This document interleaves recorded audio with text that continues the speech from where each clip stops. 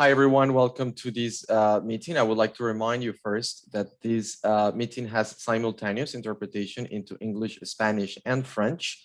So to select the language in which you would like to listen to this meeting, please select the audio channel by clicking on the in the globe-shaped button that now appears in your screen.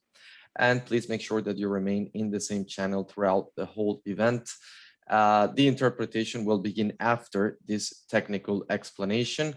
And if you would like to participate, please use the chat box or the raise hand button. Antes de comenzar la reunión, me gustaría recordarles que esta reunión cuenta con interpretación simultánea en inglés, francés y español. Para poder escuchar de esta interpretación, asegúrese de hacer clic en el botón que aparece en la parte baja de su pantalla en la forma de globo y permanezca en el mismo canal durante toda la llamada. Si desea participar, use la caja de diálogo o puede también levantar la mano. Bonjour à toutes et à tous. Avant de commencer la réunion, je voudrais vous rappeler que cet appel bénéficie d'une interprétation simultanée en anglais, français et espagnol. Pour sélectionner la langue, veuillez sélectionner le canal audio en cliquant sur le bouton qui se trouve en forme de globe sur votre écran et restez sur le même canal pendant toute la réunion. L'interprétation commencera après cette explication technique. Pour participer aussi, vous pouvez utiliser la chat box ou lever la main. I'll give now the floor to Akio from JANIC, who is moderating this session. The floor is yours, Akio. Thank you, Arturo. I think I can't start my video. So Arturo, maybe you would, Arturo, activate Akio's video. Yeah, okay, thank you. Now it's good. Yeah. So thank you everybody for participating. Good morning, good afternoon, good evening, depending on where you are. And welcome to the UN HLPF Side event, why the multi-stakeholder engagement and capacity building commitments of SDG17 should be prioritized in the Asia-Pacific region. I am Akio Takayanagi, a policy advisor of JANIC, a platform of international development CSOs in Japan. I will be the moderator for the first panel of this side event. So the side event today will focus on the implementation and how to move forward on SDG 17, especially targets related to capacity building of various stakeholders in the Asia Pacific. Of course, we will bear in mind that it's the decade of action and the context of our COVID-19 pandemic. Capacity building of various stakeholders is substantial for implementing the whole 2030 agenda. And among the various stakeholders, CSOs play roles as independent development actors in their own right. So also, this event will be an opportunity for FORUS to launch this new report, prioritizing the capacity building of civil society for effective SDG implementation. So the advocacy coordinator for us will speak about the key findings and the key recommendations later in this panel. And I think you will soon find a link to the report in the chat box. So in this first panel of this event, we will hear from 5 speakers to see what progress is being made in implementing the multi-stakeholder capacity building commitment of SDG 17. After presentations by 5 speakers, we hope to have some time for Q&As. So if you have any questions, please put them in the chat box. I will now invite the presenters, but I would like to remind the speakers to stick to keeping the time, which is 7 minutes for each speaker, so that we will have enough time for Q&As. So we will now invite the first speaker, Oh Hyun-ju, Her Excellency Ambassador Deputy, Permanent Ambassador Deputy, a permanent representative of the Republic of Korea to the United Nations, and to share with us Korea's experiences in SDG17 related capacity development. Ambassador, you have 7 minutes and you have the floor. Thank you, moderator. You can hear me and see me? Yeah, please go ahead. Arturo, can you please activate you? Yeah, I can really hear you, but I don't see you. Yeah, so Arturo, can you please activate the video camera for the speaker?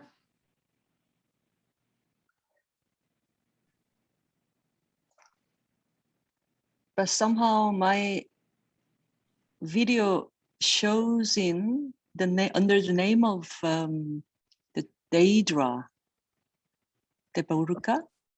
Oh. But just can I start? Yes, sure. Without video?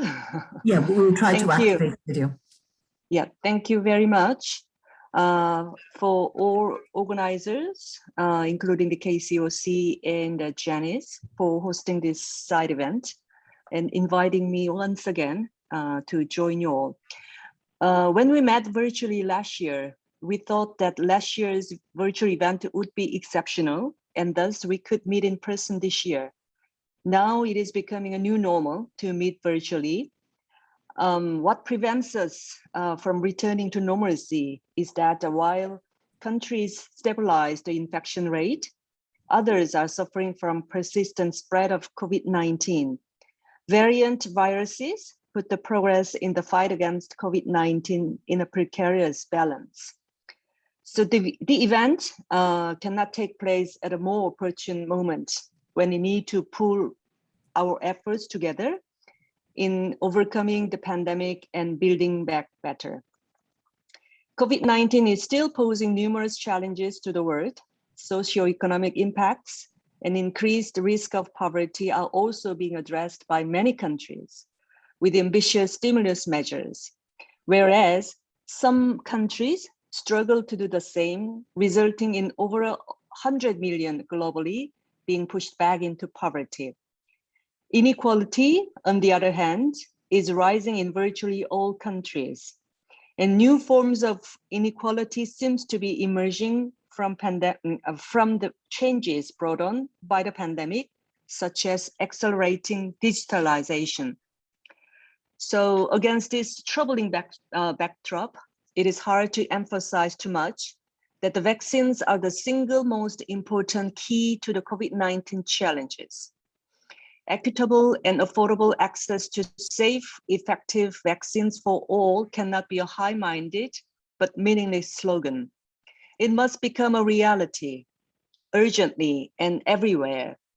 This is not merely a test of our solidarity, but also a prerequisite for a speedy global recovery. But as you can see in the slide, the disparity in the vaccine access is at once astonishing and concerning. If the vaccine inequality persists, both the health and economic well-being of billions of people will be at risk for years to come. Beyond the recovery, how fast, how equitably, and how affordably vaccines are rolled out will be a key determinant for the fate of the SDGs.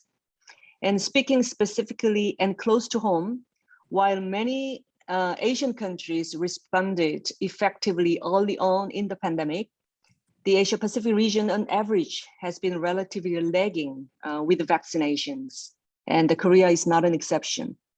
But I'm confident that the resilience of our peoples in the region can overcome the current challenge and reach high vaccination rates fast and soon. For equitable vaccine access and in our response to the COVID-19, international cooperation and a multilateral solidarity-based approach is critical. For our part, the Korean government committed last month to providing a further $200 million for 2021 to 22 to the COVAX Advanced Market Commitments, in addition to our initial contribution last year. So the Korean government has not wavered in its commitment to global cooperation, even as our domestic resource base became strained due to the socio-economic costs of the pandemic, like most other countries. So next slide, please. Bilaterally, the Korean government has launched and continuously developed the Building Trust initiative to help our development partners during the pandemic. And this initiative is concentrated around the 3 pillars: humanitarian assistance, health cooperation, and mitigating socio-economic impact. Through this initiative, rapid response funds are being delivered to more than 120 countries to meet the humanitarian needs. But as we all know, meeting immediate humanitarian needs is just a bare minimum. Bolstering immediate public health response capacity is also critical. You may change to the next slide. But perhaps most importantly, the fundamental need is strengthening the capacity and resilience of the health system, whose limits are being tested by the pandemic. But beyond the health sector, mitigating the pandemic's socio-economic impacts everywhere requires much more global solidarity and support. This initiative also takes this into account and leverages multi-stakeholder partnerships to help people meet basic needs during the pandemic. Next slide. As we battle and slowly emerge from the pandemic, we must keep our eyes on another ongoing, intensifying global challenge, and that is climate change. We can turn this pandemic into an opportunity for SDGs only when we incorporate sustainable, inclusive, and climate responsive policies into our recovery strategies. Korean government has been working hard to lead by example in that sense. Indeed, the vision for inclusive green recovery has been steering our domestic recovery efforts from the Korean New Deal, our 2050 carbon neutrality pledge, and updated 2030 agenda and the second P4G summit. The orientation of our ODA has become much greener in line with this domestic ambition, first starting with an end of overseas coal plant financing. And we will actively assist our partner countries in enabling a green recovery of their own. Before concluding, I'd like to bring to your attention an event that the Korean government is hosting. Next slide. Even with the additional liquidity provided through bilateral assistance, debt relief, and new SDR allocation, financing for development still has become limited due to the pandemic. In the face of this challenge, maximizing the impact of our development interventions and cooperation is not an option, but a requirement for the achievement of the SDGs after the pandemic.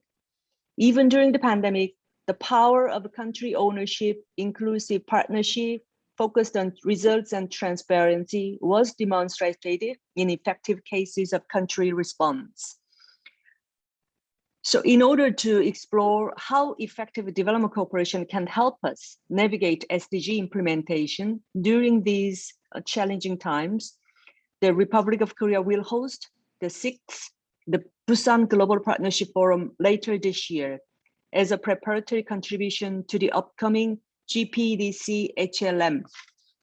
So we are hopeful that this forum will be an opportunity to explore ways to further enhance effectiveness in development cooperation in the era of COVID-19 and beyond.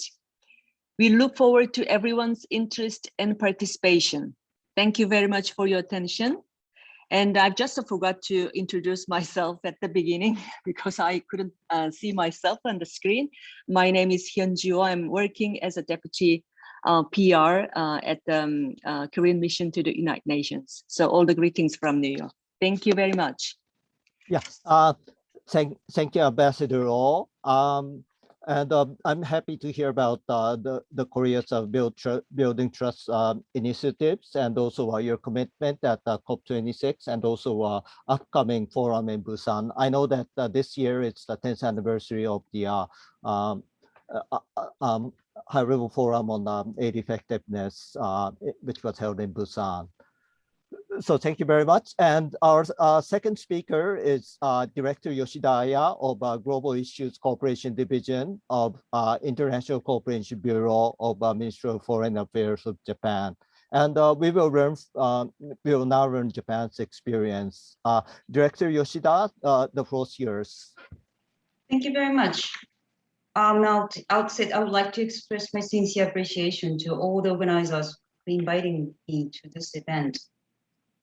The COVID-19 has highlighted vulnerability of the world. In order to build back better from the pandemic, we need to holistically address global challenges to people's lives, livelihoods, and dignity, upholding leave no one behind as a guiding principle. So Japan has been implementing development cooperation based on the concept of human security, which emphasizes protection and empowerment of each individual. Considering the multi-dimensional effects of COVID-19, we should embrace the concept of human security and take actions, especially through providing capacity building, as this panel stresses, for vulnerable countries, communities, and people. As stated in Target 17.9 and 17.18 of the SDGs, effective and targeted capacity building efforts in the developing countries are indispensable for achieving their SDGs.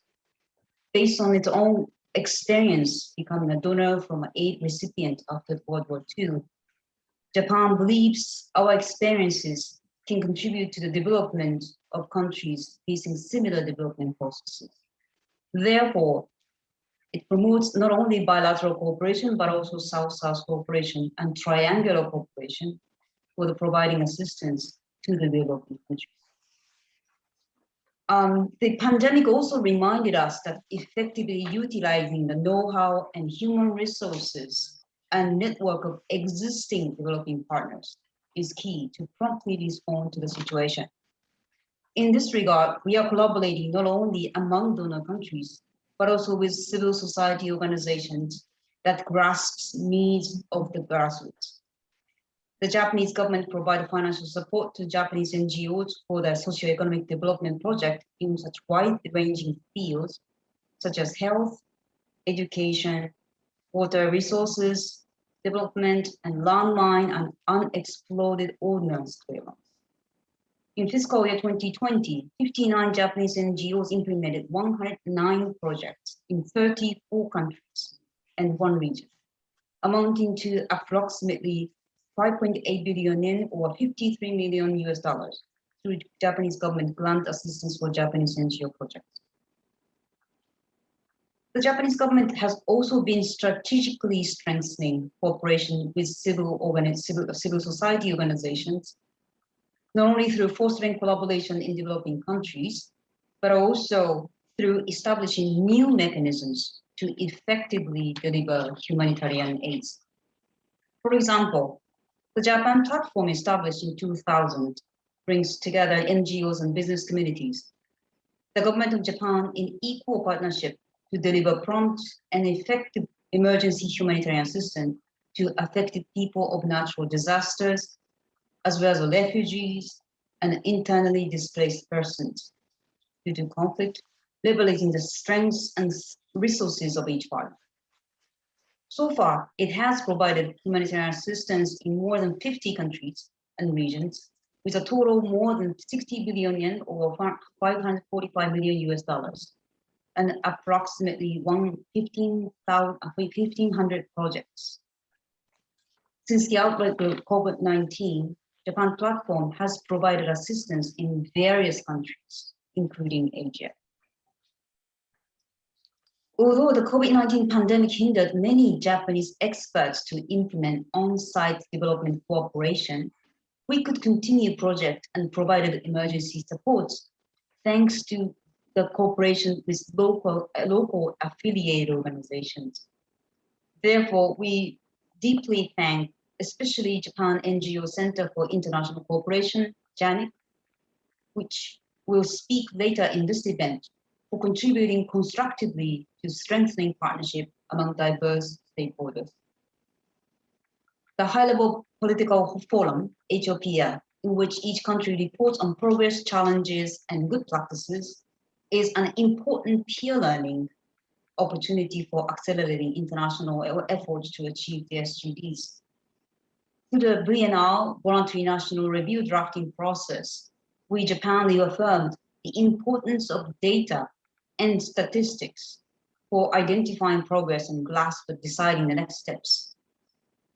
In developing countries where many actors join for development cooperation, the ability of high quality, timely, and reliable data and statistics is indeed necessary.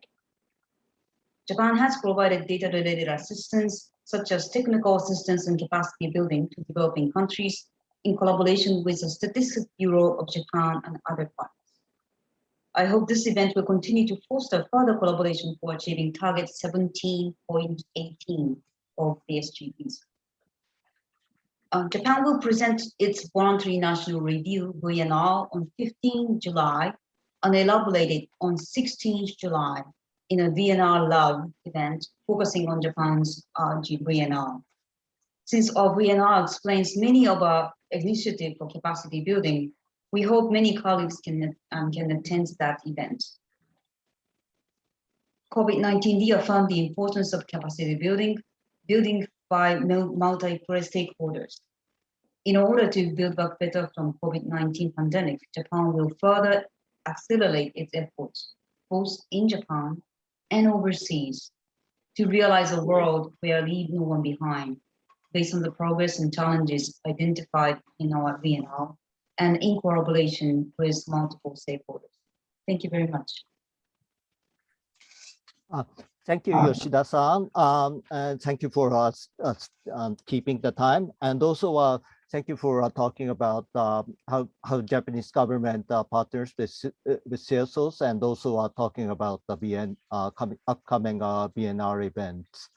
So we'd like to now move on to our third speaker, Honorable William Leon G. Keen, Secretary of All-Party Parliamentary Group Malaysia on Sustainable Development Goals. Acronym is APPGM SDG, and also the member of the Parliament of Malaysia. Malaysia has a unique experience on SDG partnerships in localizing SDGs by government, parliamentarians, civil society, and grassroots communities. And we are very happy to have this chance to hear about the Malaysian experience. So Honorable William Leon, you have the floor. Thank you, Mr. Moderator. It's an honor to share with you our experience and progress in multi-stakeholder capacity building in Malaysia. 1 year on, the COVID-19 pandemic still rages in many parts of the world with new and more deadly variants. The full impact of the pandemic is yet to run its course. The economic costs and human misery have already reached devastating proportions. Inequality gap, already wide before the pandemic, has grown wider in the wake of the pandemic. Those with at least a year ago are now struggling even less. Most of the developing countries in the Asia-Pacific region do not have sufficient domestic resources to fund adequate COVID-19 responses and recovery measures. It is therefore imperative that capacity building commitments of SDG17, particularly targets 9 and 16, should be prioritized in the Asia-Pacific region. For the SDGs to be achieved, diverse stakeholders need the technical, institutional, and organizational capacity to implement the wide variety of actions. Further, all these capacities need to be contextualized to the local socio-economic conditions. The failure to deliver effective and impactful capacity is the reason why many international agendas fail. Capacity building is the process of developing and strengthening the skills, instincts, abilities, processes, and resources that organizations and communities need to survive, adapt, and thrive. The transformation of this kind goes beyond performing tasks. It is changing mindsets and attitudes. Global support is required for this transformation of mindsets and attitudes for the successful implementation of the SDG. The All-Party Parliament Malaysia is a bipartisan parliamentary group carrying out localizing SDGs in partnership with multi-stakeholders, members of parliament, civil society, academics, federal and local government officers, and local CSO.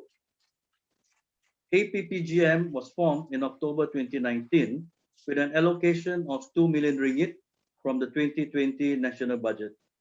This enabled a pilot project comprising 10 parliament constituencies to be undertaken.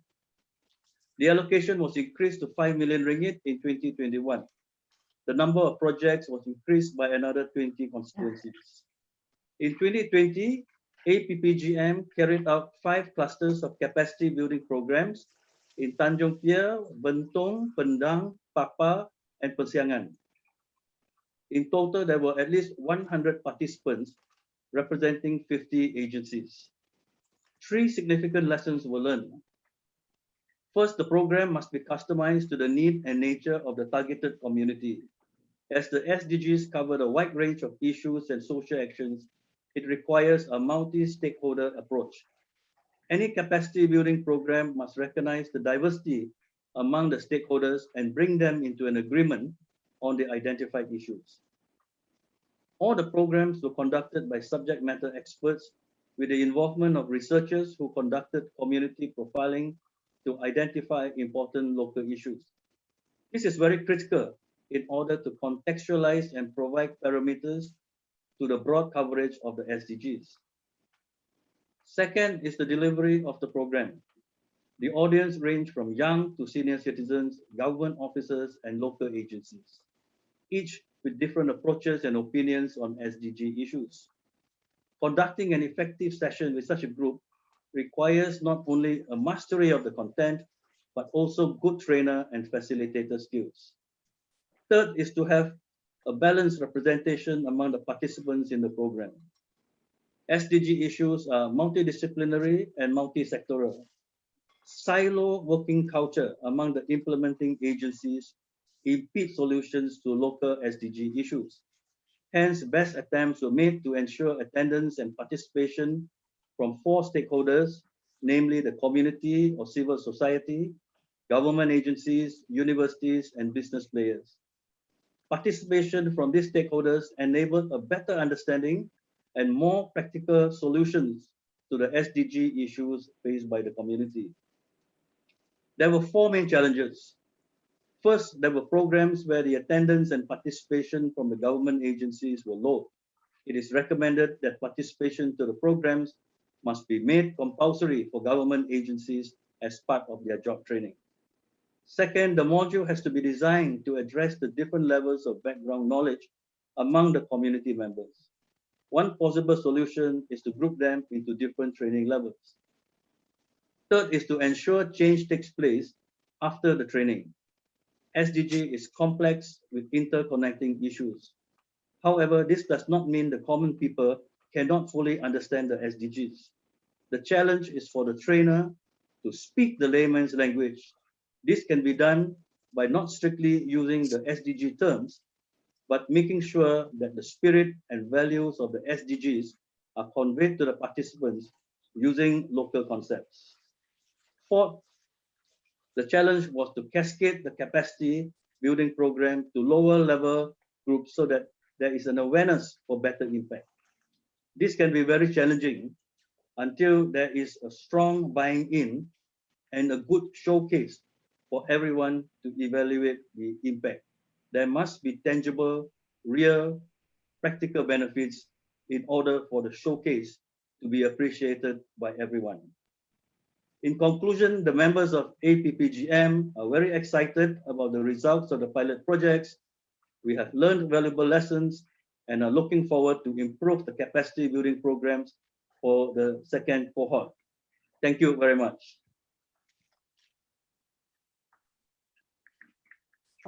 Thank you very much, Honorable William Rayon. And thank you very much for sharing the experiences of APPGM SDG and also the challenges of the initiative. And I think there are so many lessons for other countries, other country contexts. So I would really like to thank you for sharing your experience. So we would now like to hear from the multilateral organization's experience, namely the UNESCAP. And I'd like to invite Natarja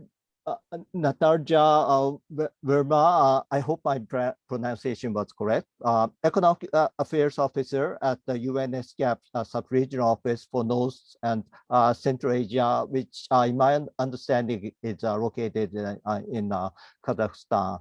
So Natarja, the floor is yours. Thank you very much. So as mentioned, my name is Natalia Vema and I work for ESCAP, and I would like to briefly report on the last SDG17 roundtable discussions that we had at ESCAP with multiple stakeholders that took place during the last Asia-Pacific Forum on Sustainable Development this March. So next slide. Just to give you a little bit of an background, as many of you are aware, the UN regional commissions are mandated to hold regional preparatory meetings for the high-level political forum. And for Asia and the Pacific, this takes the form of the Asia-Pacific Forum on Sustainable Development, or APFSD. And the APFSD is an annual inclusive intergovernmental forum that supports countries in implementation of the 2030 agenda, but also in the follow-up and review process of the VNRs. So this March, we already had the 8th edition of this forum, and inclusive and intergovernmental to us means that we take into considerations, of course, the comments from member states, governments, but also contributions from the United Nations system bodies, other regional and sub-regional organizations, and also other relevant stakeholders. And so major groups do speak at the forum. And before the forum in Asia and the Pacific, we have the Asia-Pacific Regional SCO engagement mechanism that organizes the Asia-Pacific People's Forum. And this is important because it gives to civil society and other stakeholders an opportunity to coordinate their responses into the forum. And among the formats that the APFSD has as part of its program, every year we do roundtables which focus on the cluster of SDGs of the respective HLPF that year. And also every year we have a roundtable on SDG 17. Next. So I want to spend just a few minutes to give you a little overview on what has been discussed during this year's SDG 17 roundtable. And for that, I will first very briefly share the SDG progress in Asia and the Pacific, and then I will share some calls for actions and priority recommendations that came out of this year's discussions. Next. So as a baseline for discussions, we asked two important questions. The first one is, how much progress have we made so far with the SDGs? And the second one, if we continue business as usual, will we achieve our targets by 2030? Next, please. And the answer is sobering, but of course not really news to most of you here. Asia and the Pacific is not on track for any of the SDGs. And if we continue with our business as usual, right now we're on track to achieve only 11 targets. And SDG 17 is no exception. We are not on track there, and progress really needs acceleration, as you can see at the bottom there. Okay, next. So under this business as usual for SDG 17, the situation is actually that we're too slow on those targets that we can measure, but for SDG 17, we're actually also in the uncomfortable position that 9 of its targets at the moment cannot be measured. And a lot of the partnership linked targets are among them. So it's not a very positive situation. Next. So understanding that this is the baseline from which we're starting, this year we had 4 discussion themes that focused on partnership and international cooperation, on data, monitoring and accountability, on financing for development, and on trade, technology, and innovation, in line with the respective SDG targets.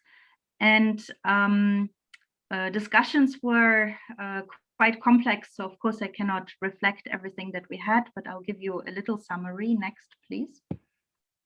So under the... sorry to intervene, you only have 1 more minute, so can you try to conclude? Yes.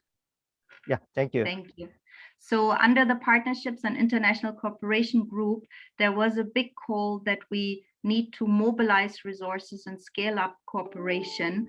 And there was a call that the target of the North to achieve the 0.7% of GDPs as ODA must be honored, and that development partners in the Asia-Pacific region really need to come up with a comprehensive, concrete proposal on how to enhance the role and impact of South-South and triangular cooperation. It was also highlighted that we need much more investment in data governance and in innovation in data collection and analysis. Also under financing for development, there was a big call that not only do we need to make public financing more effective and targeted towards SDG implementation, but that the private sector needs to come in at a much, much bigger level to leverage the achievement of the SDGs. And in terms of trade and innovation, there was also a big call to strengthen trade digitalization and to make trade more inclusive and to increase the access to finance through digital technology. This is basically all I wanted to highlight. Just one last point. Next, please. What I have just shared with you is, of course, one tiny part of ESCAP's work on multi-stakeholder cooperation. And I just wanted to show you here some of the tools that we have for capacity development of multiple stakeholders and also of governments to include multiple stakeholders in SDG achievement and in preparation of the VNRs. And ESCAP stands behind strengthening multi-stakeholder dialogue and increasing collaboration. Thank you very much. Thank you very much, Natalia. And also, I'm so sorry for rushing you to the conclusion. But thank you for sharing the current status of implementation of SDG 17 and also the efforts done by the UNESCAP. So I would now like to move on to the launch of the new FORUS report. So Deirdre Duboka, our FORUS advocacy coordinator, will be sharing the key findings and key recommendations. So Deirdre, you have the floor. Thank you very much, Akio, and hello, everybody. I'm just going to start my presentation by presenting FORUS briefly today for anybody who's not familiar with it, and by launching its new report on SDG 17 and capacity building. So Maura, could you show the first slide, please? So I think the link to the new report that we've produced on SDG 17 and capacity building is in the chat box. It's been posted, and I would really encourage you to go to our website and to read the report fully. I'm going to present just a short summary of the findings today. But for those of you who are not familiar with FORUS, it's an innovative global network empowering civil society for effective social change. So our membership worldwide includes 68 national NGO platforms and 7 regional coalitions, and we represent together more than 22,000 NGOs around the world from Africa, America, Asia, Europe, and the Pacific. So southern and northern countries from all over the globe enjoy equitable representation and equal influence in all the processes and in the governance of the FORUS organization. And we do prioritize the capacity development of our members, and we have a well-developed sub-granting scheme for our members for this purpose, aimed particularly at building their capacities. Next slide, please, Maura. So SDG 17 does call for the strengthening of the means of implementation of the Agenda 2030, particularly taking action to increase the capacities of stakeholders for implementing the SDGs at all levels. And civil society in the Global South is particularly mentioned in this regard. And every year since 2017, FORUS has produced an SDG 17 report. And this report reviews and assesses the progress that's being made by UN member states in achieving the capacity building targets of SDG 17.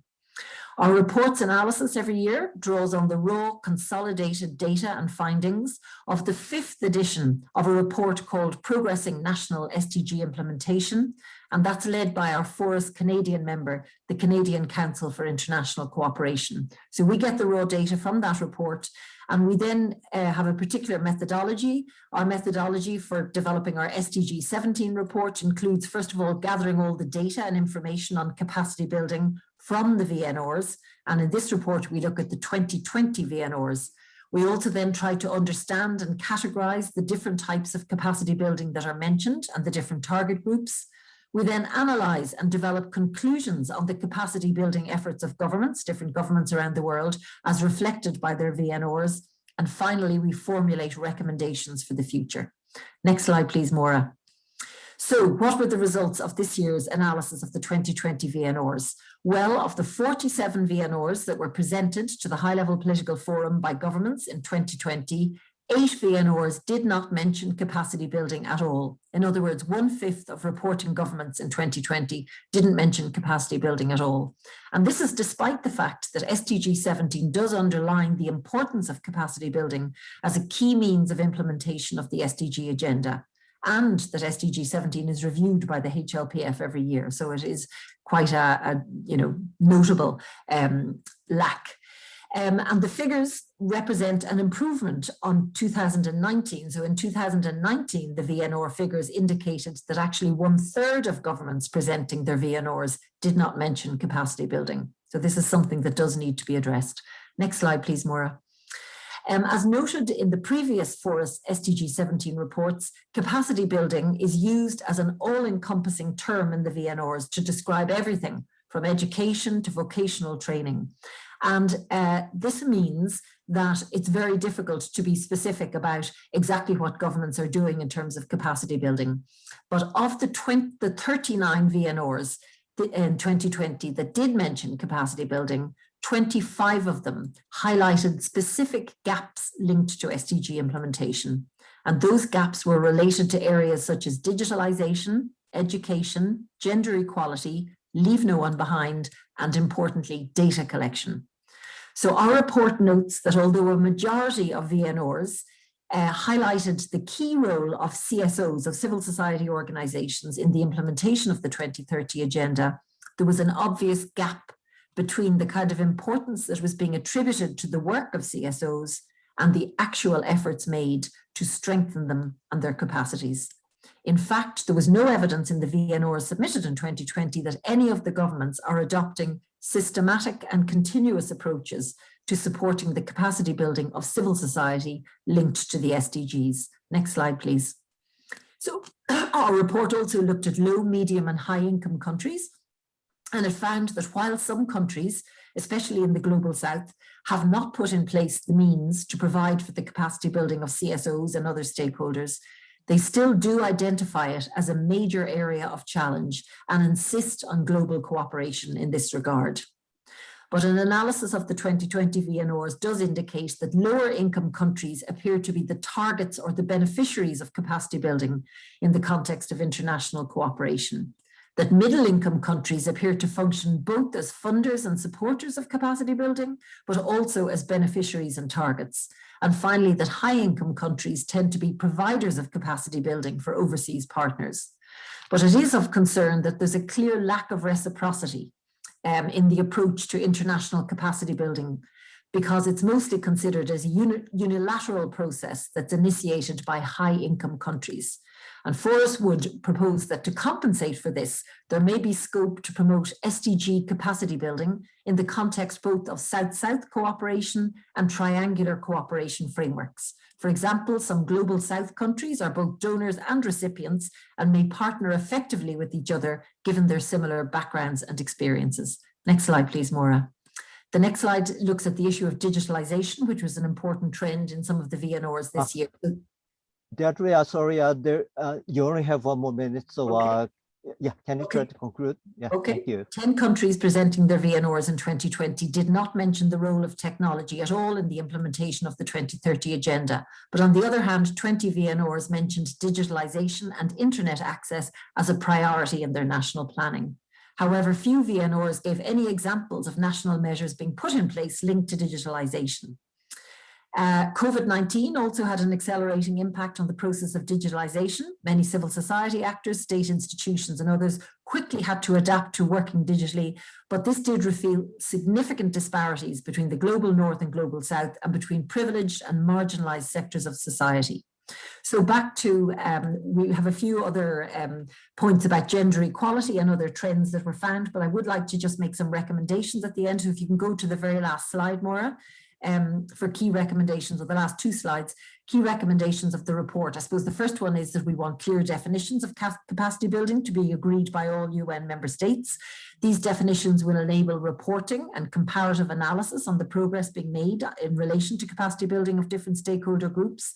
We also would like to see the VNR's reporting on progress made with the capacity building of civil society and other stakeholders, because the reporting that has taken place to date focuses exclusively on the capacity building of institutional actors. We'd also like to see a greater focus placed on domestically focused capacity building that is directed at national stakeholders. And we'd like to see capacity building encouraged at multiple levels, including the regional and local levels, and involving multiple stakeholders, so to promote greater partnerships between them. And finally, we would like to suggest that it will be necessary for national and subnational budgets to ensure that resources are allocated for the capacity building of civil society and other stakeholders linked to SDG monitoring and implementation. And we would like to see innovative sources of funding for SDG capacity building for different stakeholders groups to be considered, including a global fund for SDG capacity building linked to the operationalization of SDG 17. So I'll finish on that. I apologize for going slightly beyond my time, but I'm happy to share those recommendations with others after and to engage in any discussion later on. Thank you.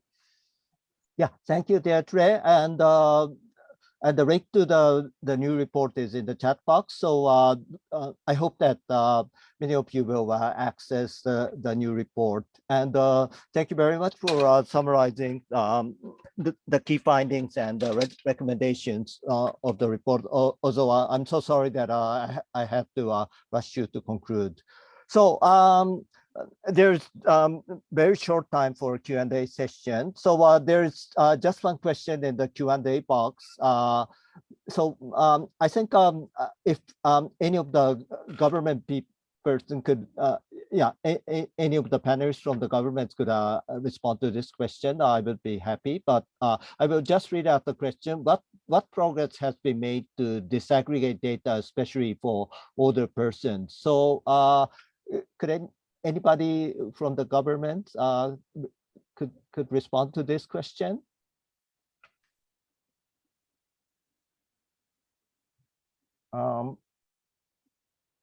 Either UNESCAP or Korea or Japan. Can you share your country or organization experience?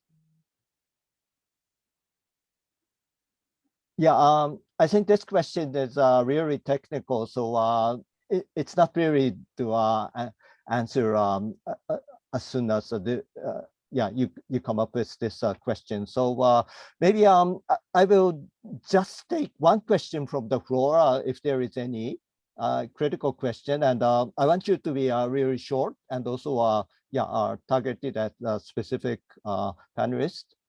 Is there any question? If you would like to ask your question, please use the raise your hand function of the Zoom.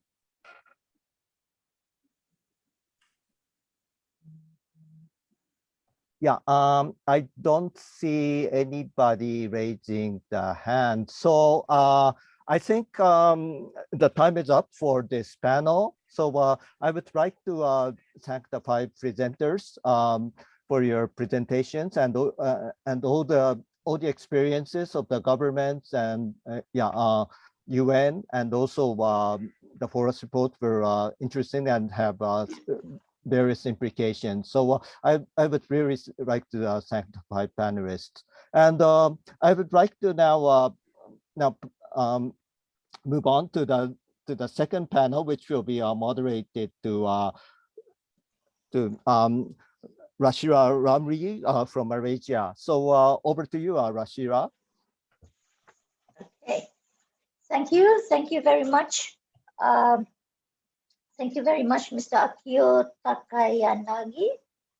Yes, once again, good evening, good afternoon, good morning from wherever you are located at this point. Excellencies, esteemed panelists, participants, especially for those who have just joined us for the second panel. Now, the second panel in this side event is actually on civil society perspectives on the implementation of SDG17 commitments on multi-stakeholder capacity building across Asia. We do have 4 speakers with us in this session, and each speaker will have 7 minutes to present, to make their presentation. Prior to this, when we were listening to the past session, we did listen to the fact that there is not quite a full understanding of what capacity building is. So you have different kinds of definitions on it. At the same time, we also heard that at the rate things are going, we are not going to achieve the goals set within the targets and set within SDG 17. So without further ado, I would like to call upon our first speaker, Mr. Anthony Tan, CSO representative from Malaysia CSO SDG Alliance. So Anthony, the floor is yours. 7 minutes, please. Madam Chairman, Professor Dr. Rashila Ramli, esteemed fellow panelists, ladies and gentlemen, I feel privileged to be given this opportunity by the organizers to speak during this year's high-level political forum on partnerships towards achieving the goals, or SDG 17, from the viewpoint of Malaysian civil society organizations. My sharing is based on the experience I have gathered through the All-Party Parliamentary Group Malaysia on Sustainable Development Goals, or APPGM SDG, which is a bipartisan grouping formed by Parliament. The APPGM SDG membership consists of parliamentarians, academics, and civil society organization representatives who share a passion in the implementation of SDGs. This in itself is a partnership of historic proportions. Meanwhile, the APPGM SDG Secretariat team comprises of members from the Malaysian CSO SDG Alliance, an umbrella body representing almost 50 organizations, many of which are themselves umbrella bodies to hundreds of smaller CSOs, representing a partnership of diverse interests from human rights to health, education to environment, women and youth, and many more. In 2020, phase 1 of the pilot project was launched, whereby the APPGM SDG Secretariat engaged 12 parliamentarians, of which 10 are elected members of parliament and 2 senators. The 10 parliamentary constituencies are included on a voluntary basis, whereby the elected member of parliament agrees to localize SDGs at their own parliamentary constituency level. We are currently in phase 2 of the pilot project phase and in the process of engaging a further 21 parliamentarians. For 2020, a total of 54 activities and projects were initiated to localize SDGs at the 10 pilot constituencies. 22 capacity building activities, each being 1 to 2 day programs, included awareness on SDGs for government servants and public, and also engagement between community and government agencies. 32 projects averaging 5 months each, covering issues that including health and environment, ecotourism, educational, skills improvement, digital entrepreneur development, income generation, women and community empowerment.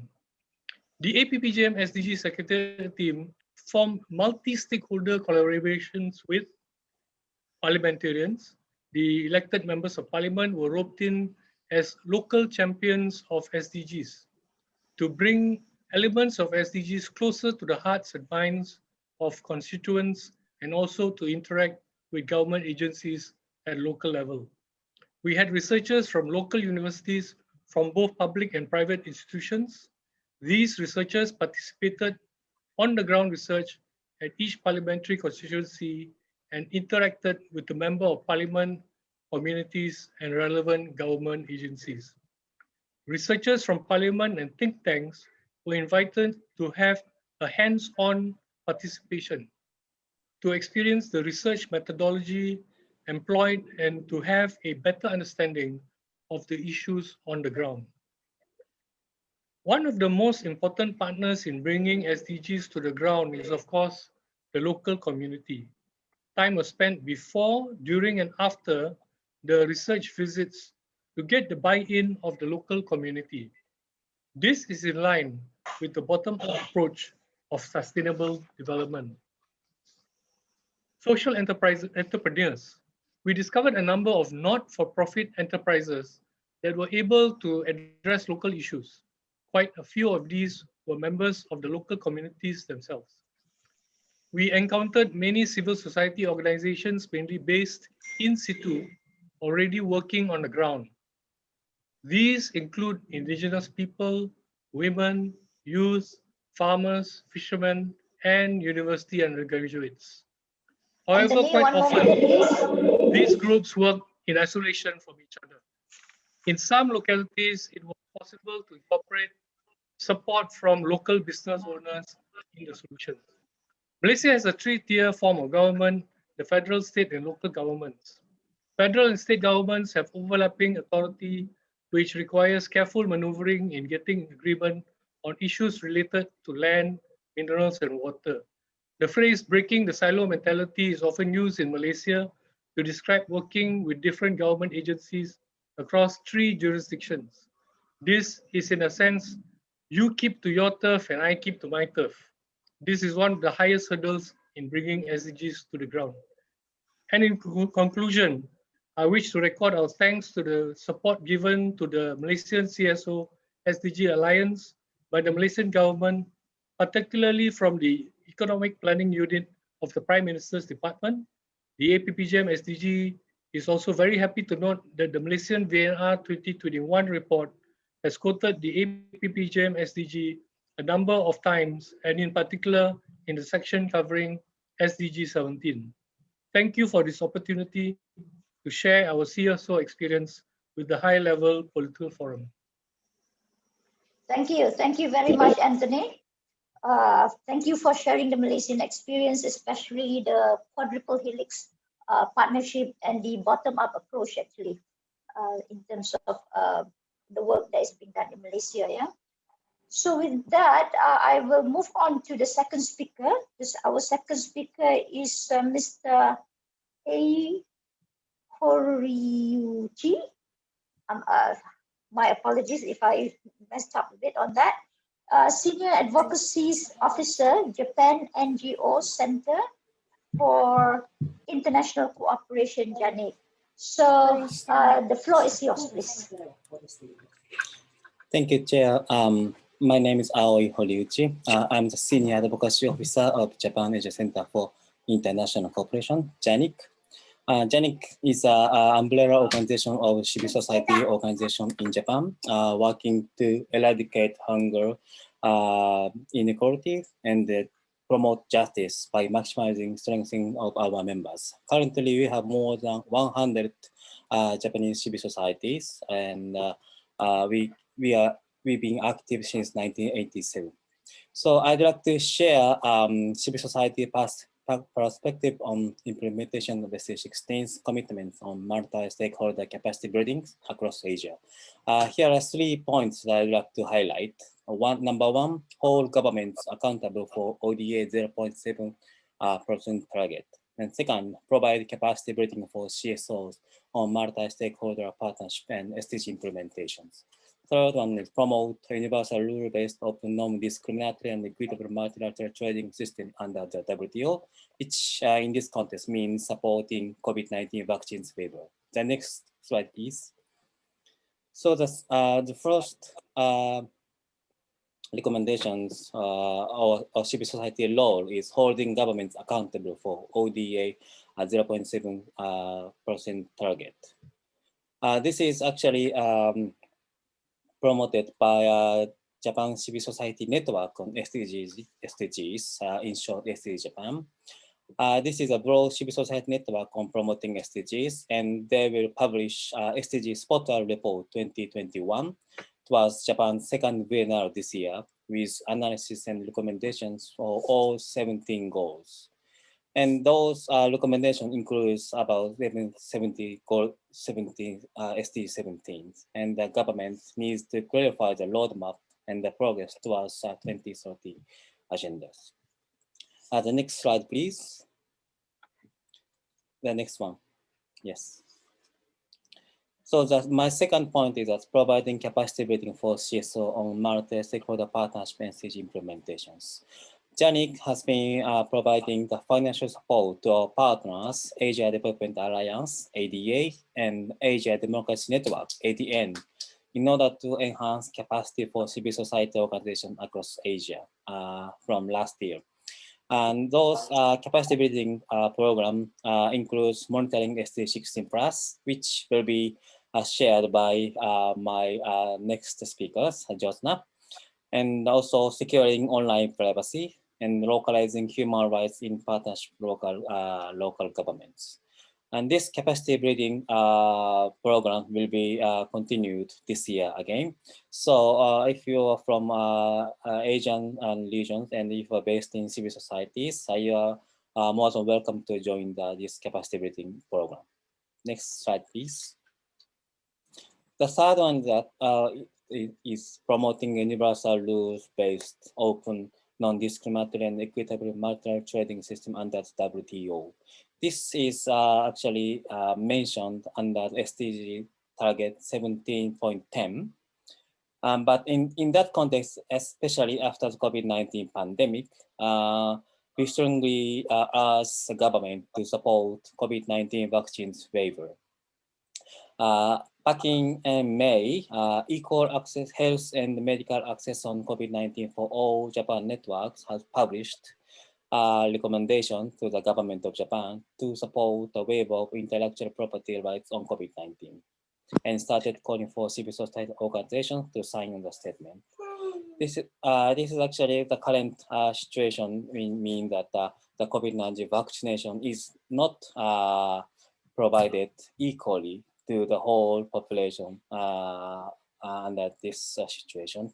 So in order to solve these hard situations, we call all the government to support a waiver of COVID-19 vaccines and provide necessary equitable access to vaccine to all people who need it.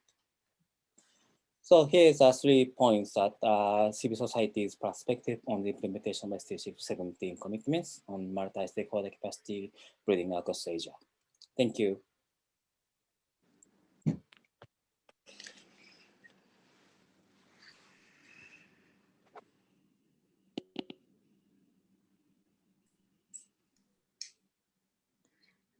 Sorry, Dr. Hoshida, we cannot hear you. Sorry, my apologies there. Thank you very much, Mr. Oi, for providing us with the three major points here on the holding government accountable, providing more capacity building, as well as to promote the universal rules-based, open, non-discriminatory, and equitable multilateral trading system under the WTO. So we've had discussion on the different kind of stakeholders that need to work together. And at this point, let's go and let's listen to our third speaker. Yeah, Josna Mohan. So Josna Mohan is the regional coordinator at the Asia Development Alliance. So Josna, please, the floor is yours.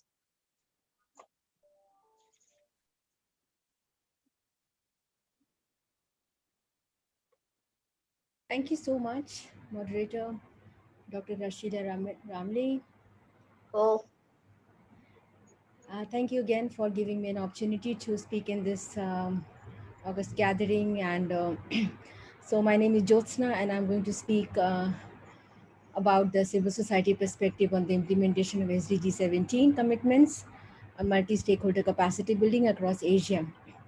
So as Dr. Rashila Ramli mentioned, I am the regional coordinator for Asia Development Alliance, which is a regional platform of CSOs, and we have members in 30 countries. We have 30 national platforms in 28 countries of Asia, across Asia, East, Northeast, Southeast, and South Asia, and Central Asia. And we have been involved in capacity building and training for a longer time, since ADA was established in 2013. And our capacity building program has been very much supported by KOICA since beginning, when we were established in 2013. And later it was supported by KOICA, and then later by FORUS EU project, and then JANIC, as Awi has mentioned. Thank you, JANIC, for also supporting us. And this also shows the solidarity of our members who think that a regional platform like ADA needs to be there to kind of bridge the gap between the national and the global arena. So moving forward, I would just say that could you please go to the next slide? So our training program is called GALA, which is called Global Advocacy Leadership in Asia. And we have been organizing GALA since 2013. We have organized various regional level GALA, and then at the national level, and sometimes it went beyond Asia. Next slide, please. So as I said, that the capacity building program is a national, sub-regional, and sometimes and even the regional level program. So we have been organizing our training and capacity building program on basically on SDGs implementation, linking human rights, development, and democracy. And we have organized our gala in Nepal, Cambodia, Sri Lanka, Singapore, Myanmar, Bhutan, Vietnam, Kazakhstan, all the Central Asian countries with participation from the CSOs across Asia, Pacific, Europe, and Africa, actually. And the gala was attended not only by the CSOs, but also by the UN officers in some of the countries. And this also involved the capacitating the CSOs professional to actively engaged in the national SDGs implementation, monitoring, and review. And we have been, we have been also trying to, promote our gala participants, and many of them were able to make their CSO statements during the high-level political forum. And there were statements from South Korea, Timor-Leste, Mongolia, Cambodia, Pakistan, Kazakhstan, where we have been where some of the CSOs were able to make their CSO statements, and they have played very important role in also localizing the SDGs, which is very important because we are already passing 6th year of SDGs implementation. So, but in some countries, obviously we need to work more, not only in localizing, but also to capacitate their CSOs and other stakeholders. Next slide, please. So, and apart from gala training, we have we were supported by JANIC again, and we did online training because especially during the time of pandemic, we have seen that in the name of pandemics, there has been a lot of stringent policies were made, and that also kind of they were kind of held responsible to muting the voices of the civil society, and many civil society activists have been under scanners. So how to make the privacy, online privacy, make more safe and secure. So we organized this training program, and this was the first time, but we got a very, very good response. We have taken a good opportunity of the being it's virtual, because we were able to have more participants, not only from Asia, but also from Pacific and Caribbeans. So the training was aimed at exploring digital infrastructure as they relate to the civil society in democracies and shrinking civic space. And the training consists of the two themes, that the role of civil society in democracies, especially in the context of continuous shrinking space, and individual and collective digital security, which is very important. It was a very technical training, but we were able to manage, good audiences. And later, please go to the next slide. As a training, it used as we said, that it aimed at providing digital security, understanding the role and need of creating an enabling environment, understand the ways in which digital tool and infrastructure expands and challenges democratic practices, understand current practices regarding individual data safety and safe practices. This also involves sharing stories of their SNS campaign after a month of the completion of training. And we published SNS toolkit. Please, let's go to the next slide.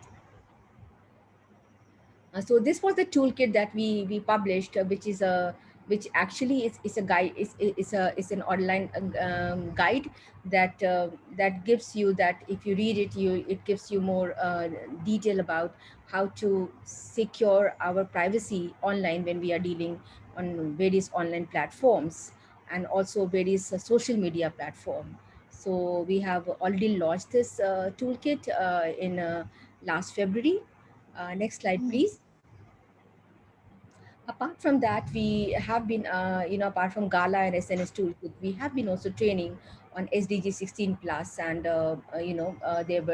we did some 4 capacity building training across Asia and Pacific, and it was a monthly capacity building training on basically on training the CSOs on SDG 16 plus, because as we know, SDG 16 is the enabler of all the it's considered as enabler of all the SDGs. If 16 is not met, and we have seen in the Asia Pacific when we have seen a presentation from the UNESCAP where there has been no progress in SDG 16. So it's very important for us to, so this is what ADA's issue that we have been promoting and training on SDG 16 plus through our Gala training. Next slide, please. And just one more minute, yeah. Just yeah, thank you, ma'am. I'm just finishing it. And so okay. this training was as a result of this training, we came up with this with our research of 2021 on monitoring and review of SDG 16 plus at the national and regional level. This study basically tried to explore and review the progress of SDG 16 plus in Asia by looking at 13 countries case study. So this is again a very interesting study, and if you have time, you can go through this study. I will share the link here. So I would just say that, training and capacity building indeed is a very, very integral part of SDGs, all SDGs, and somehow, sadly, it has not been very much promoted. Some of the countries, still CSOs are not very much aware about the SDGs. So I would just say, it would be really nice to think about how do we promote the training and capacity building across the region. Thank you so much again. Thank you very much, Josna, for your presentation. Yeah, it is important for us to have the proper skills, actually, in terms of as you mentioned just now, to have the proper skills, even to craft proper statements that is to be presented, especially at the international level. online privacy training that is so important now, especially we're all using Zoom, we're using virtual technology pretty much. Yes, we move on with to the last presentation. And with this, I would like to call upon Ms. Jayon Shin, who is the Regional Director at the Asia Development Alliance, ADA. So yes, Ms. Shin, please.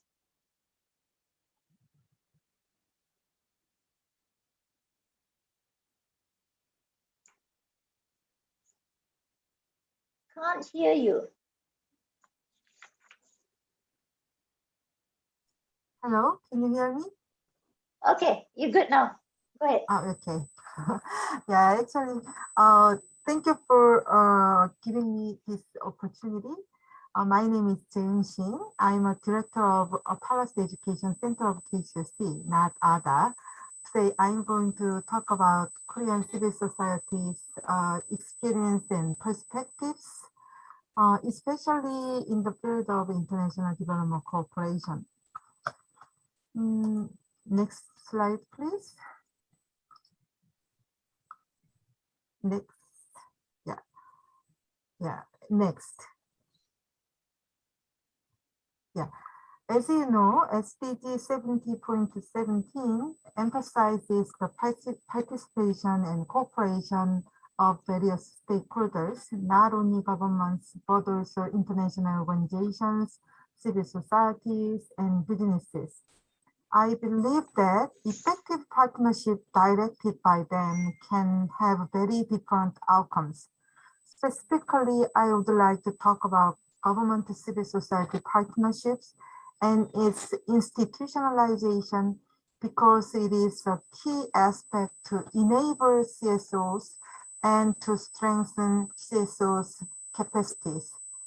The figure on the left shows a partnership in which the government unilaterally supports CSOs compared to an equal partnership on the right. The partnership we want is the picture on the right.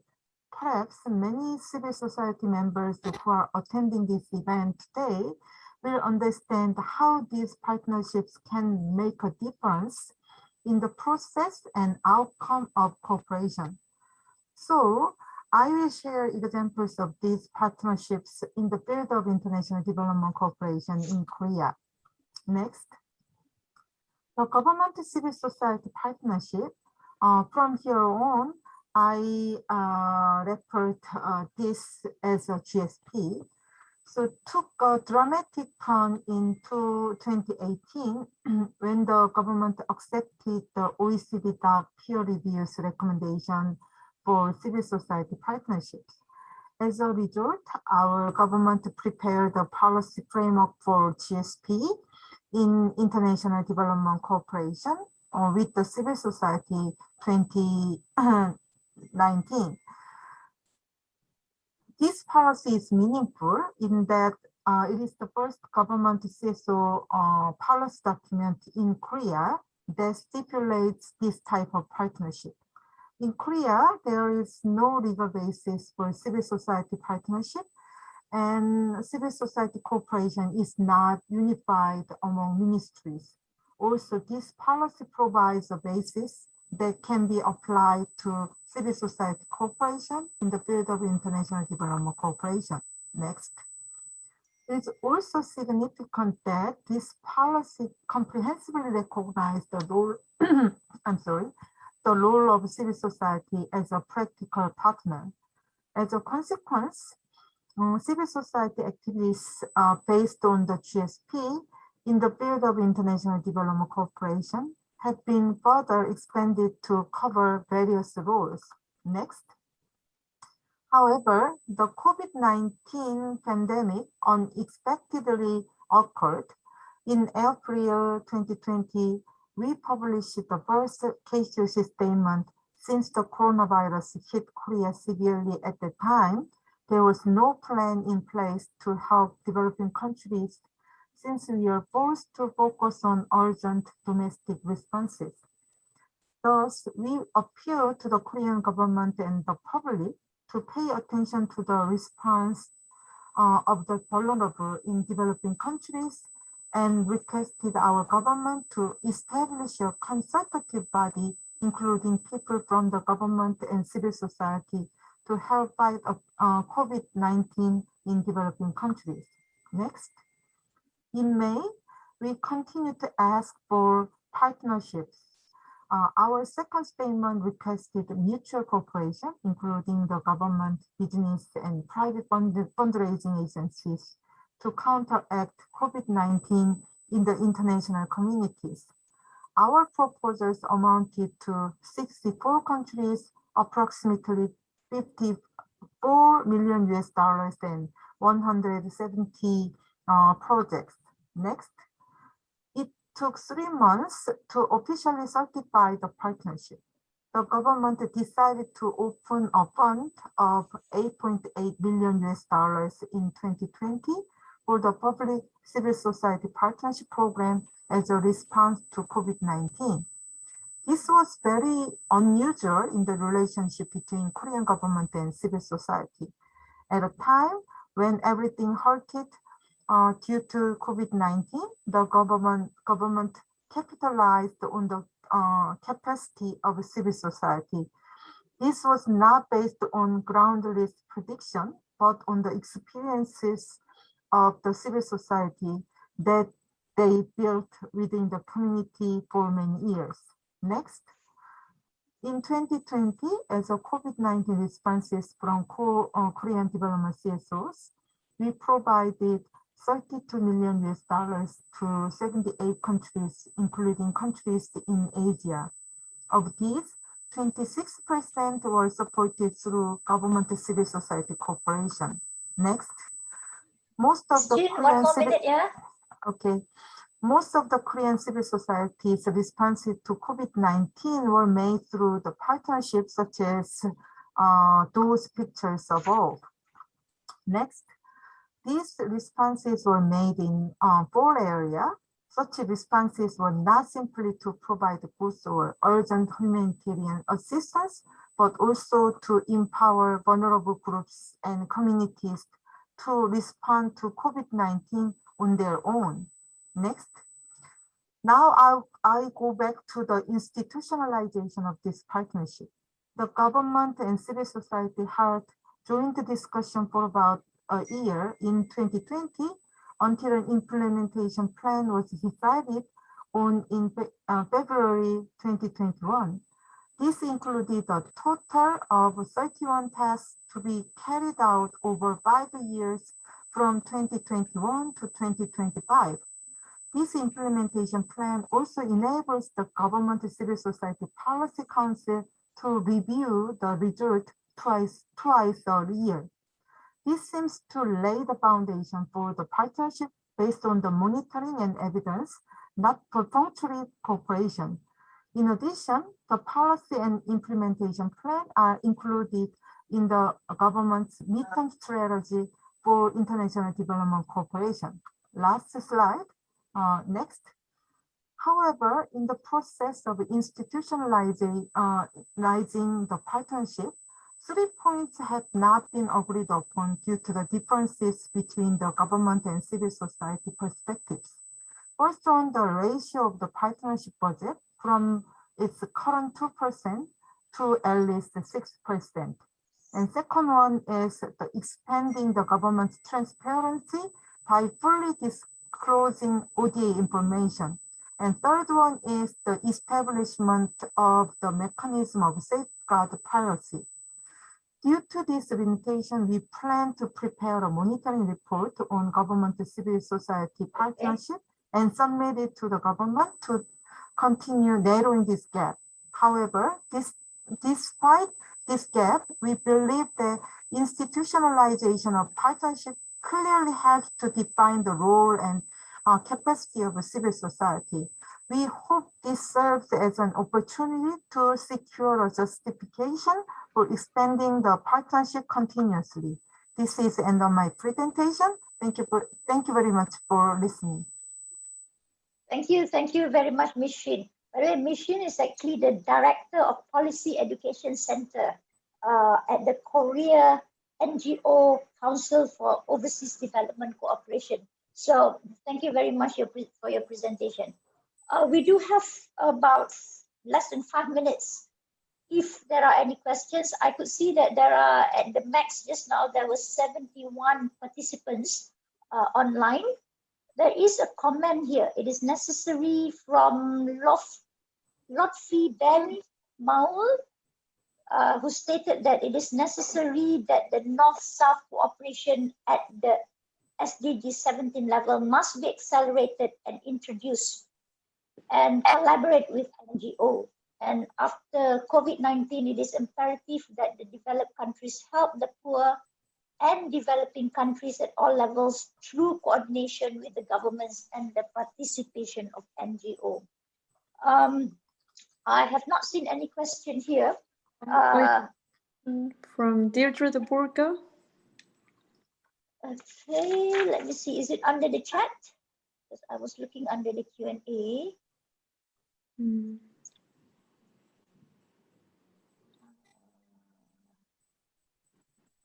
Okay, would you just either type it quickly again or yeah.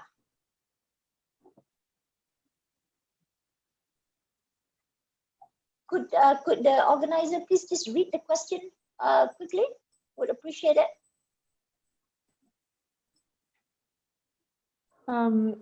She raised her hand, but maybe she doesn't want to speak anymore. Ah, okay. All right. Under SDG17, there are 5 different areas of capacity building as stated in the under SDG. Finance, technology, capacity building, trade, and systemic issues.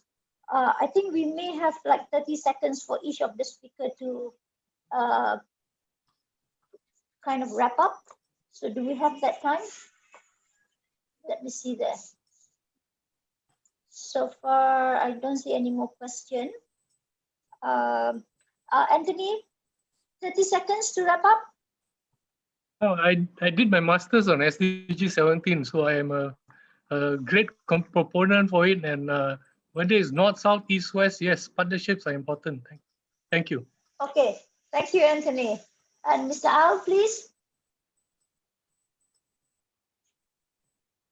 Yes, of course, I support the idea of South-North cooperation and also South-South cooperation. And these days, Japanese NGOs are promoting their activities not by their own, but also in partnership with local NGOs or local organizations. So we call it localizing the support. And many NGOs are promoting those kind of support. So I think localizing the support is a key word for the coming years and days. Thank you. Excellent point. Localizing it is so important. Yeah, and Josna, 30 seconds. Yes, it's very important. The South-South cooperation, the triangular cooperation is very important, and we would just encourage the member states to also support the NGOs, because in many countries, because of the shrinking civic space, they are not promoting the CSOs to provide training in other countries. So I think it's high time they understood the importance and they start promoting this training and capacity building all across and within the country and outside the countries. Okay, great. Yeah, you did discuss just now, especially now on the online privacy, those kind of issues as well. We need to pick up for the future. So, Ms. Shin, your thoughts, please. Yeah, today I introduced our government civil society partnership and its institutionalization. I think it is very important because it enables CSOs and also strengthen the CSOs capacity. So the policy document enables CSO to keep their capacity and expand their capability. Thank you. Thank you very much, Ms. Shin. I'd like to thank all of the speakers in this panel for your thoughtful sharing session with us today. And definitely SDG 17 is something that we all need to work harder on, and the partnerships within the country, between the countries, and in different levels, yeah, whether it's government, NGOs, academics, and definitely the communities and industries. I think it's important to have all together in place. So with that, I would like to conclude our session today, and I would like to hand it back to the organizer. Thank you so much for your time. Yes, so thank you everybody for a great participation today. We're really pleased, and I think what's been so great about this is that the focus has been on SDG 17. So I'd like to thank Akio for his wonderful chairing today in the first panel, and to Dr. Rashida. Yeah, thank you very much.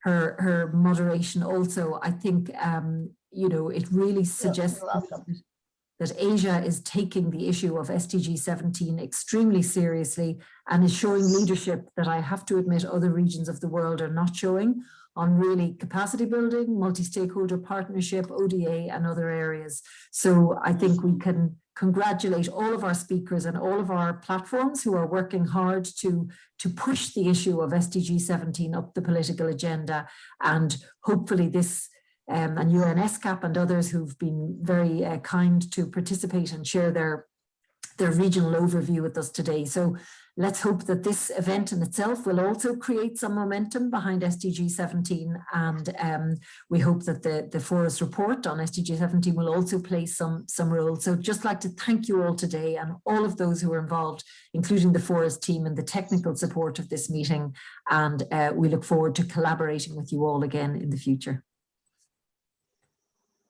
Thank you very much, everybody. Yeah, thank you very much, everybody who participated in this event. Great. So goodbye all, and enjoy the rest of the high-level political forum. I'm sure we'll see you at other side events. Thank you very much. Thank you.